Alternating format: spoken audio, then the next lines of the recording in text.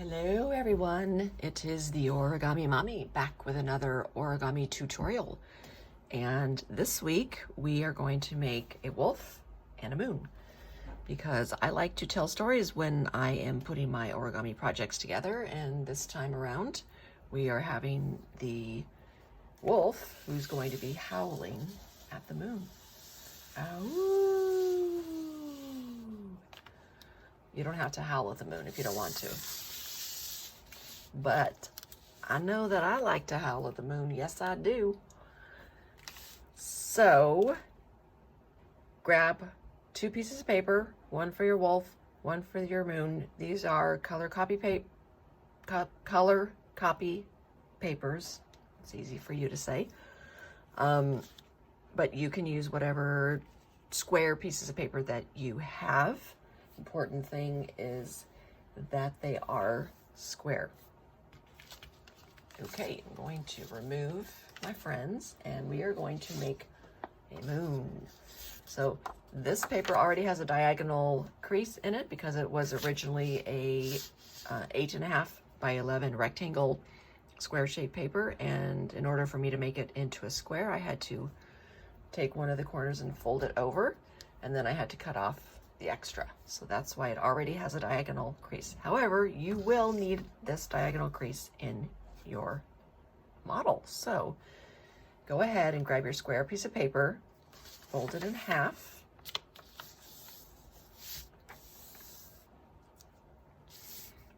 and then you should have a nice triangle shape.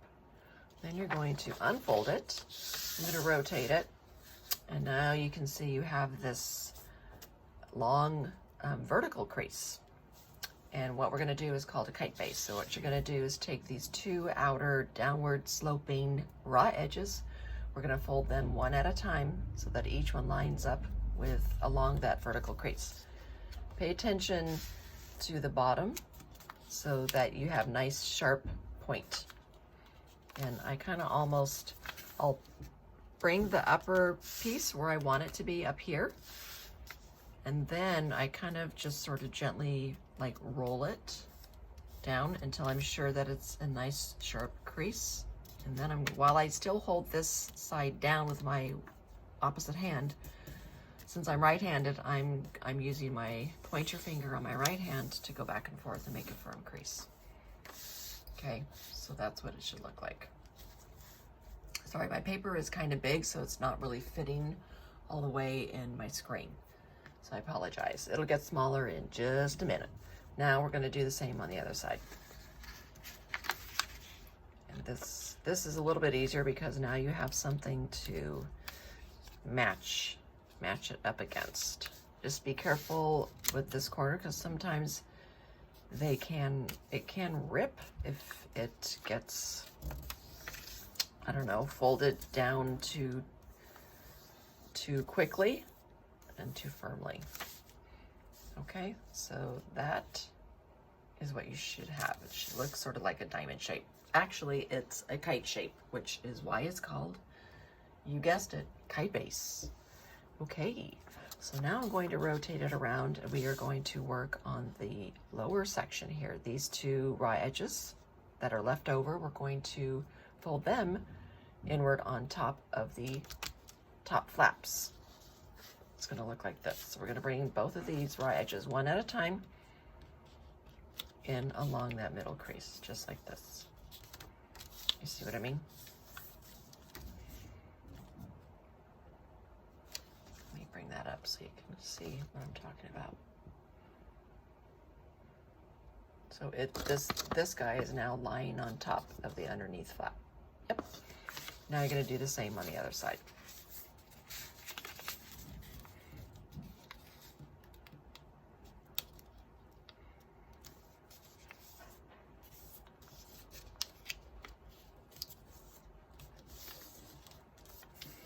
Press down.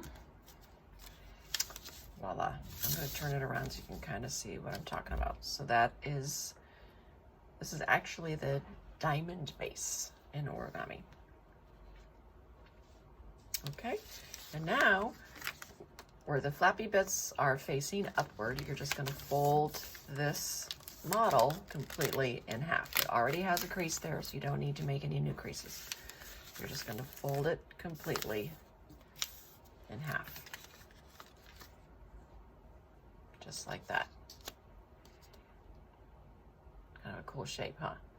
So now you can decide which direction you want to have the tips folding. So for instance, this is what my moon looked like. So I'm actually going to fold these tips towards where this central, where the top or the apex of this triangle is.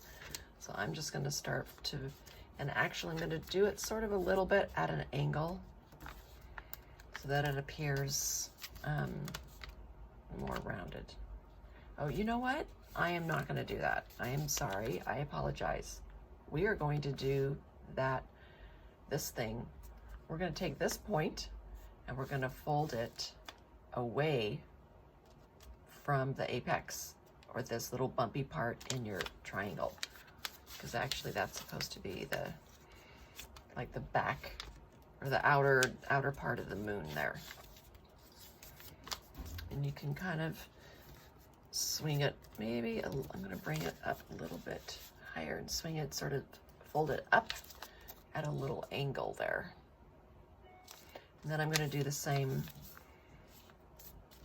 with the bottom, and then this one is going to swing down more. Okay, so then if I turn it around like this, it kind of looks like an animal with horns, right? So that's the completed moon. So now we can put him to the side and we can begin on our wolf model. So my paper here is brown, and again, it was color copy paper, so it already has this midline crease. So you will also need a diagonal fold. So grab your paper and rotate it around so it has sort of like this diamond shape, and fold your paper in half diagonally. So you get another triangular shape. And you're going to unfold, and now we are going to actually we're going to do another kite base, but we're going to do a modified kite base, meaning we're going to leave a little space at one end. Both of these outer corners here, we're going to bring them in one at a time. They're going to touch the middle crease, but we're going to have a little bit of space right in here. This edge here is not coming all the way in to the middle. I'm going to back it out just a little bit. And then I'm going to make a firm crease. Okay, now we're going to try to match up the other side.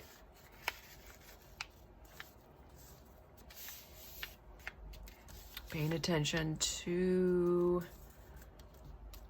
down here where this end and this end begin. You want these guys to sort of imagine if they're lining up on a straight imaginary line. Like the heights are about the same. They don't have to be exactly perfect, but you want them to be as close as possible. Okay, so that is what the end here should look like. Got that? Now what I'm going to do is flip my paper over. This sort of smaller width of the paper is going to become the wolf head. So I'm going to fold it back about this far. It's not an exact measurement, but it's enough to where I'm going to have, you want your head, you want your head to be big enough to make sense with his body. So I'm going to put a little fold in there. Now I'm wondering, that's right. Okay, now we're going to rotate this guy around, and now we're going to put a pleat fold in here. So and it's going to be not too big and not too small. It's going to be about that big, I guess. I'll bring it up a little closer so you can see how big I'm talking. It's not that big, right? So, and also the main thing is to make sure that your crease on the top of his head lines up down the middle of the lower crease. Okay, and then this tip right here is going to become his nose. So fold it back just a tiny little bit because it's not going to be that big. Now we're going to flip our papers over like a pancake. And now the head section should be pointing towards you. I'm going to give him this kind of cool little pleat fold here right underneath where his nose is, because when you close it together, it sort of gives him this lower jaw, which really shows that he's howling at the moon, like his mouth is open. So that's what we're gonna do here. So grab this little end here, and I'm gonna fold it down about this far. So you should have a little bit of space in between here and here. You notice how these folds are not coming all the way in. You want to leave a little gap there. And then I'm gonna rotate it around because I like to do folds away from me a lot. So I'm gonna take this little flappy bit right here. I'm gonna make another pleat, but this time it's gonna be a really small little pleat. See how big that is? Super tiny compared to, compared to like this pleat compared to that pleat. They're really small. Okay? So now what we can do, this is kind of cool because it's starting to sort of come together now. What we're going to do here is fold your model in half with the flappy bits on the inside. You already have a crease in there, so you don't need to make a new crease. You're just gonna fold it all the way together. Just like that. Okay, so that's your head. That's his nose. And then we're gonna do another little fold right here, because so that we can see the jaw from the other side. This little one on the top, I'm just going to roll it alongside that edge, because then when I close it, you see how now you can see that piece of paper sticking out on the other side? And that's going to be the howling part. Now, this part here is sticking out. I'm also going to do a similar fold like I did up here. I'm just tucking it underneath. So if you looked at it from the underside, you could see it's just a tiny little baby fold.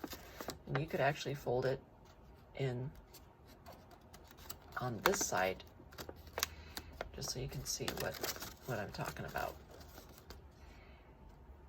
Okay? And then this part that's sticking out, you're gonna want this one to look like this one.